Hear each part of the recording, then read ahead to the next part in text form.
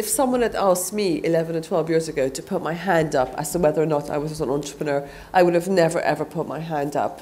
I never thought I had a grain of creativity within me. I never thought I had anything of a leader, anything remotely entrepreneurial. So I would have never ever put my hand up. Because basically when I was growing up in the 80s, the image you used to have of a typical entrepreneur, there was just about one entrepreneur in the whole of the UK in the 80s. And that was, you can guess it, Richard Branson. And you sort of compared yourself to Richard Branson and thought, well, there's no way I am like Richard Branson. I didn't make my first million selling sweets in the school playground. B, I didn't drop out of school in some controversial way. The Richard Branson idea of entrepreneurship is unless you dropped out of school, you're a complete loser with no creativity or leadership skills whatsoever. I didn't make any money selling worms to my parents, so I thought, well, clearly entrepreneurship is not for me. I'm not that type. So I went off and actually became the opposite of an entrepreneur. I went off and became a solicitor. And what I believe in life is that ideally in life you should do something that suits your personality, so that who you are in a way, what you do, are the same thing. So your personality and your work are closely aligned. And very quickly, being a lawyer, I realized that I'd chosen completely the wrong career for my personality, because there are just about two things going for my personality. One, my optimism, the other, my enthusiasm. And very quickly working as a solicitor, I realized that just about the two qualities you don't need are optimism or enthusiasm. They're actually pretty dangerous qualities to have as a solicitor. So basically, I ended up, for me, work became not being myself. Work became every morning when I went to the office, I would leave about 40% of myself behind in the fridge and take on only sort of 60% to the office. And I just remember the problem with doing that you sort of almost put your work face on, not all of you to work, is you stop having fun. And I remember going around to my colleagues saying, guys, what's wrong with this picture? Why aren't we having fun? And everyone was like, fun? They're not paying you to enjoy yourself. Who said this should be fun? And I just refused to accept that, we work the best years of our lives, most of our waking hours. So how on earth could we do something that's not fun for so many precious hours in our lives? Success is about actually loving what you do, so it doesn't almost feel like work. So my formal definition of success is, it's really early in the morning, your alarm goes, 4, 5, 6 or whatever. You get up and you think, do you know what, it's really early, I'm really sleepy, it's a really cold day, but I love going to work. I'm so lucky that I love working. I just can't wait to go to work. And for some reason, we always wait for something bad to happen to make us change. Often, adversity and opportunity are closely linked. Why do we wait until something happens for us to change? We don't make that change. And I learned that the hard way. I got my sort of alarm call. I got my wake-up call. I come from a close family of 4, my mum and dad, my brother and I. And in January 1993, my very healthy dad, actually, who just had a health checkup, died very suddenly, very unexpectedly at a very young age. And I just remember that just completely changed my sort of paradigms, just everything I believed in. It was just like someone had pulled a rug from under my feet. And I just thought, actually, I remember the very next day thinking, actually, that idea I had of a comfort zone, well, it just seems a bit rubbish, really, the idea of the comfort zone. It's almost like a sort of false sense of security that I remotely thought I was any sort of comfort zone. It's just sort of, it just completely deluded to think I was remotely comfortable. And I've just got to do something where I can be 100% myself. And I had no idea what that was, but I decided to leave this law firm. I thought, the hell with it, this is just, life's too short to hate what you do every day. So I decided to leave, and I took this leap. I left the law firm. The thing about leaving a law firm is once you take the leap, you can't really go back again. So it was a bit of a leap, but my motto in life is actually leap and the net will appear. I believe in this very strongly, and I'll just quickly tell you the story of this first leap I took. Basically, went off to New York, where my brother Bobby, who's 4 years older than me, was living. And Bobby was working in New York as an investment banker for, believe it or not, Lehman Brothers, I have to say. Yes, that same department. I just remember just going to New York the very first morning, got up with that terrible jet lag you get when you're in New York, got up, went to get myself a cup of coffee, and back then America was known for horrible coffee. Even we would make fun of American coffee, it was so bad.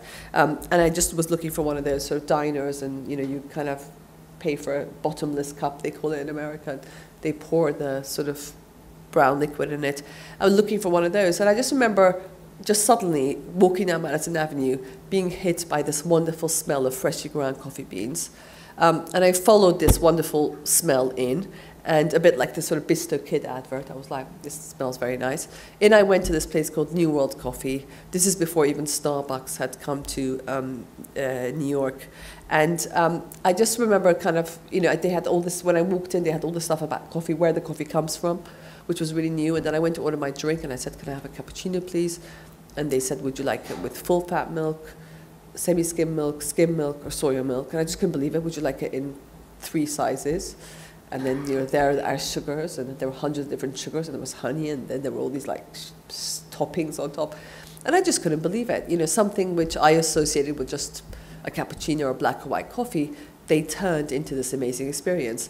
And I fell in love with it, but just when I mean fell in love with it, I was in New York, you just take on habits like, I don't know, if you go to France, you might eat a pain au chocolat every day. I mean, sort of that sort of habit. I didn't think anything else of it.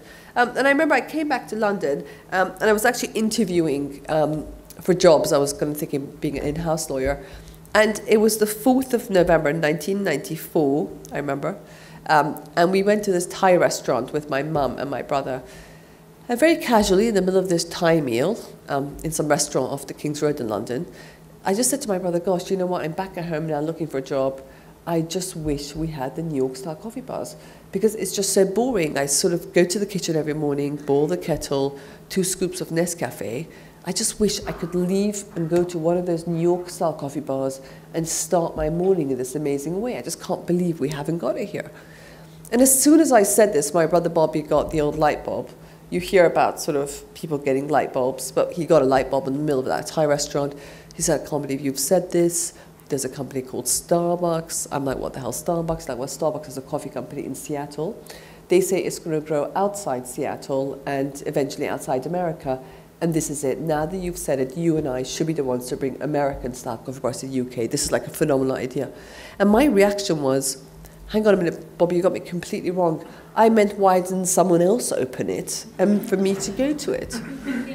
I mean, I was the customer. So I couldn't understand why, as the customer, I had to provide a solution to my own problem. I didn't realize customers do that sort of thing. I sort of thought, the only people open coffee bars and, official customers like me just go to them.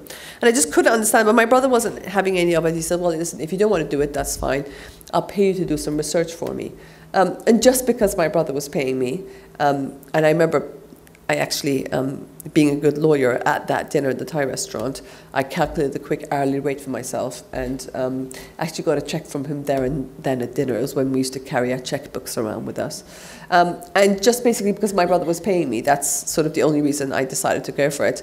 And the very next day, with this idea in my head, I did something about it. The problem with ideas is they're very fragile. I think ideas are more like sort of washing up liquid. They're sort of, you just bubbles and they just go really quickly. So you've got to act on an idea.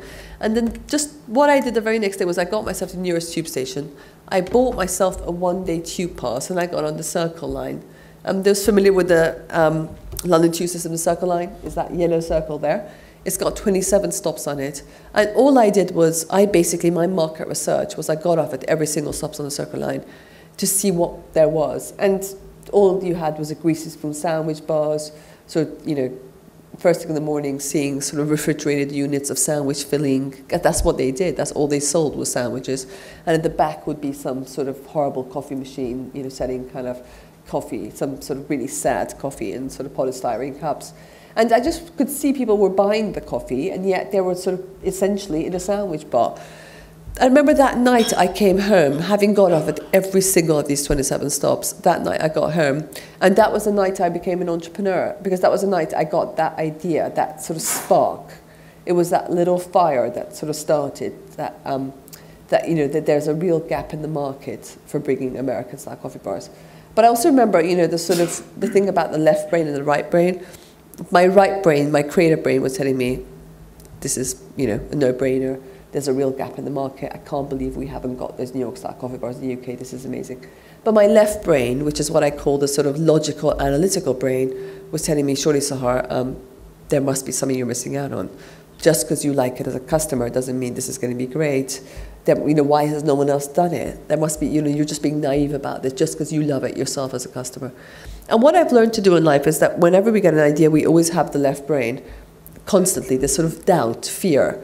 And God knows you just have to open the paper in this world we live in now. Constant bad news that speeds up the left brain. It sort of strengthens our left brain. So when it's fighting against the right brain, it gets a lot of ammunition.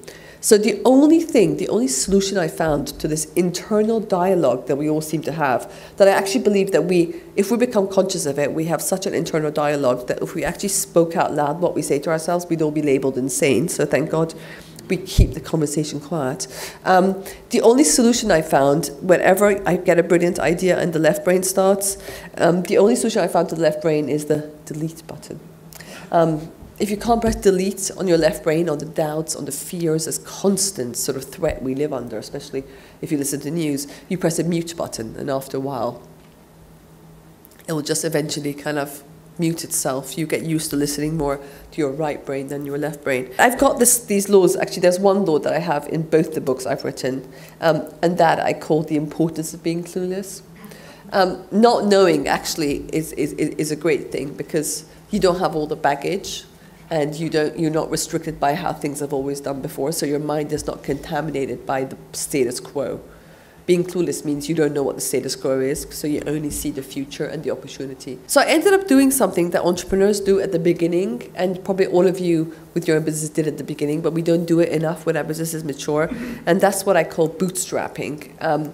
Now, my bootstrapping solution was, I had a couple of cousins who lived in New York, and the very next day, me and my cousins pretended as if we were innocent New York tourists taking innocent tourist snapshots of each other in the Big Apple.